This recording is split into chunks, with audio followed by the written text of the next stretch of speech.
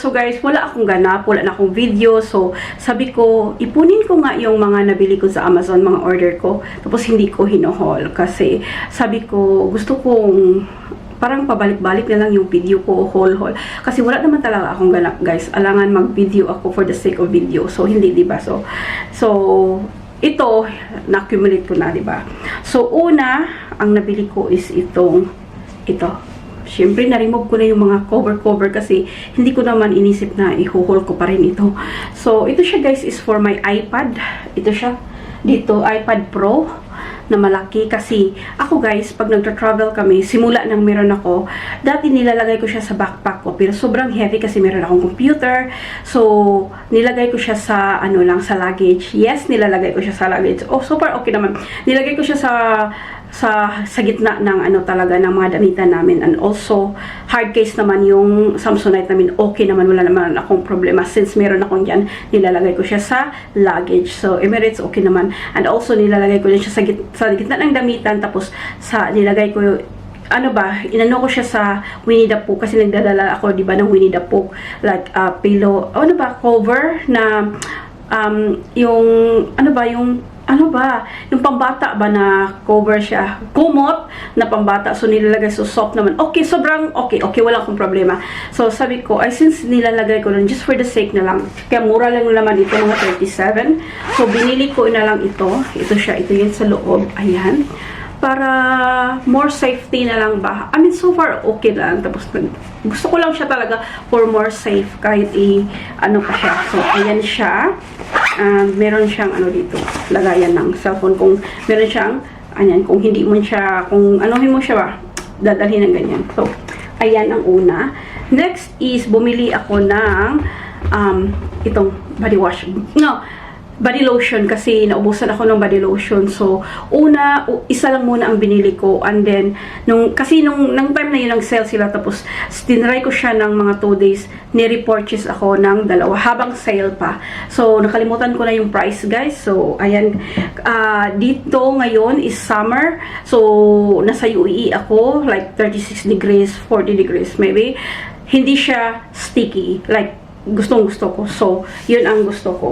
Ayan. Next is, ito guys, ito siya.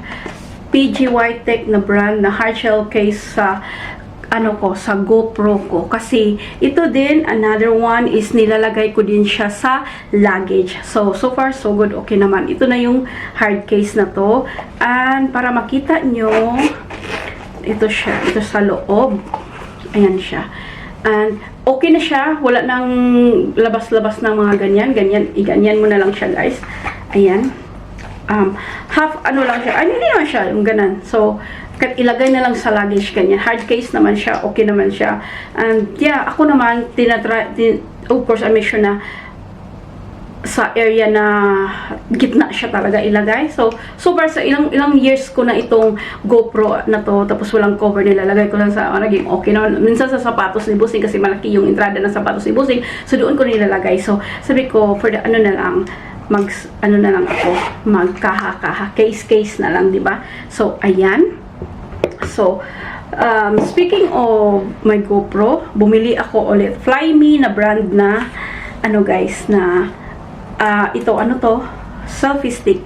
Kasi ito guys is 2-in-1 na siya sa GoPro ko, at saka kung gamitin ko man yung camera ko or Canon M6 ko or DJI Osmo ko, pwede na siya. So, diretsahan na siya.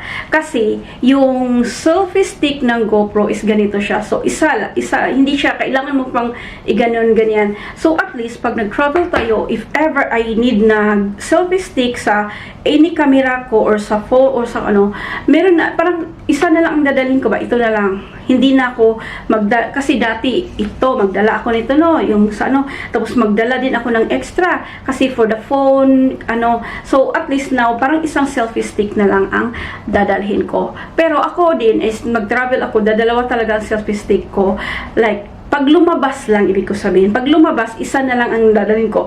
Ito is okay na sa GoPro ko at saka sa any camera ko. So, ayan. Pero nagdadala pa rin ako ng extra, guys. Ito dadalhin ko din. Sa luggage lang, sa hotel lang.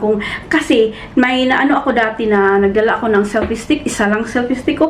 Nasira yung selfie stick ko, guys. So, na-annoyed ako noon. So, kasi wala na akong selfie stick. Hindi na ako bumili kasi I think like mga 2 days na lang before kami kasi ako nadala. So, ayan, lagi akong may dalang extra selfie sticks. Marami naman ng baggage, guys. Extra baggage. Marami naman kaming kilo-kilo sa baggage. So, pero ito, pag lumabas, pag nag-excursion or isa na lang ang selfie stick na dalhin ko kasi 2-in-1 na ito. So, speaking of selfie stick, ito, ano ko selfie stick ba? Ito is the Ulanzi TT38. Ito, guys, is a click open table tripod. So, nung unang nakita ko to, si Busing ang unang nakita ko, nagustuhan niya kasi sabi niya baka, ito na siya, guys. Mahal ito, 197, 179, something like that. Ito siya, ha? Iganin siya. Oh, di ba? Anan siya. Pero ito, hindi siya tataas, hindi siya bababa. Ang tawag nito is stable lang siya talaga. Yung sa height, pag ilagay mo. Ang nakakaano lang nito is, iganin mo lang siya. Ganon. Parang, kasi pag, di ba pag magaling selfie, ganon ka pa. Tapos, halimbawa, kung may carry ka, at least ito parang, halimbawa ganito, tapos busy ka dito sa kamay mo. Ito, ganyan na lang. Pero, ito, sobrang heavy.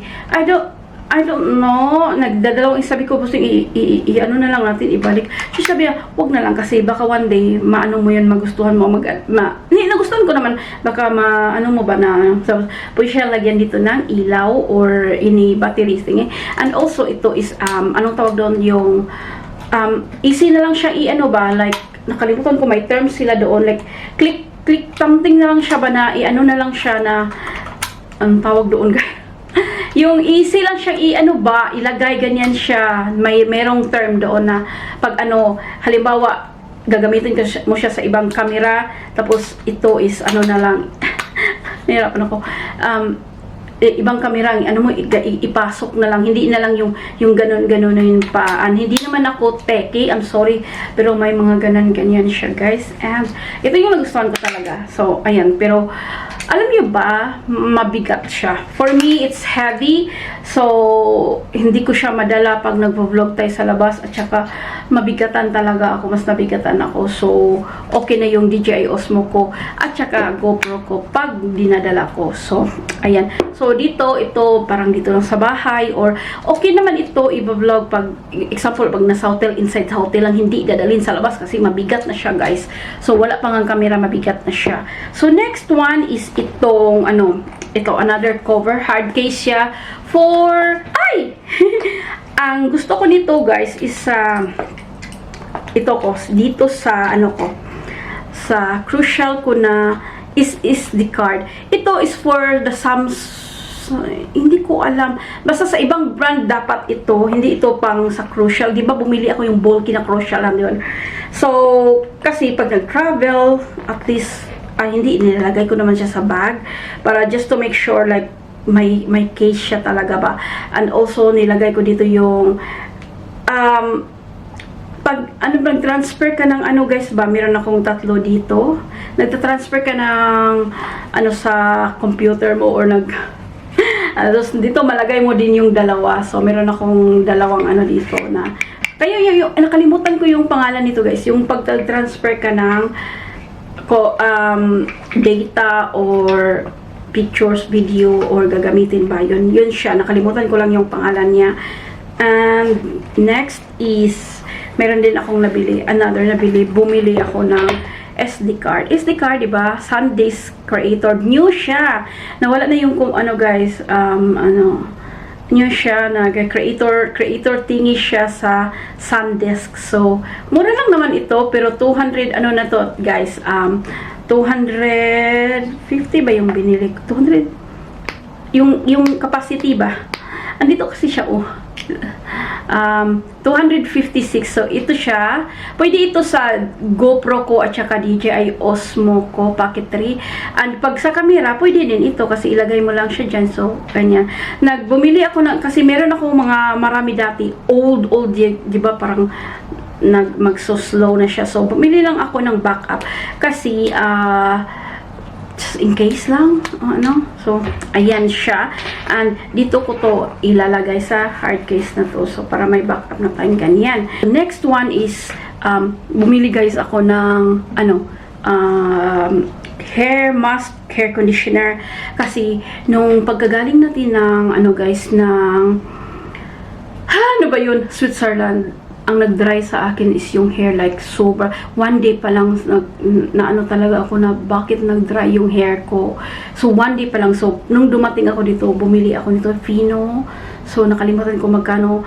So kahit nakakapagod, and everyday ko siya. Alam kong hindi siya everyday, pero sobrang dry ng hair ko, and it's my hair.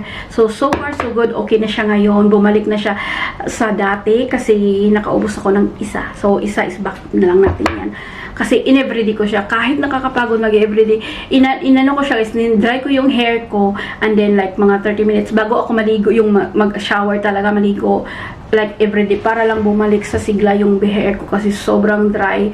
Yung iba siguro, anyman ko, walang nag-dry sa akin na ini-skin, yung sa hair ko lang. And bumili din ako ng isa nito, Touch to Try. Ito din, gumana din, in everyday ko din siya, nagustuhan ko. Pero to be honest, binili ko lang ito kasi nga sa dry ng hair ko, nag-dry yung hair ko.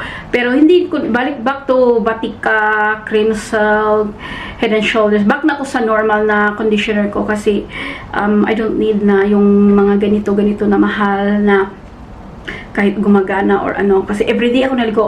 Twice naliligo ako, morning and night. So kasi nagraran ako every afternoon, so kailangan mag-shower. Pero ito, okay, nagustuhan ko pag nag-dry yung hair ko. Ito lang, hindi na ako kasi tinry ko lang ito. Okay naman siya, nagustuhan ko, pero ito stick na lang ako dito. So ayan, so pwedeng i-add ko na lang itong cream silk na to. So ayan yung cream silk na ito din, gumana. Binili ko to sa Pinoy Market. So, gusto ko lang sabihin na gumana din siya sa dry hair ko. So, ayun, yun na ang haul ko sa Amazon, guys. Kasi, ito yung mga nakumilit ko. Wala na kasi akong video. So, sabi ko, ay, na-miss ko mag-video. So, ayun na nga. So, syukran for watching. Please don't forget to like, subscribe, and see you on my next one, guys. Bye-bye!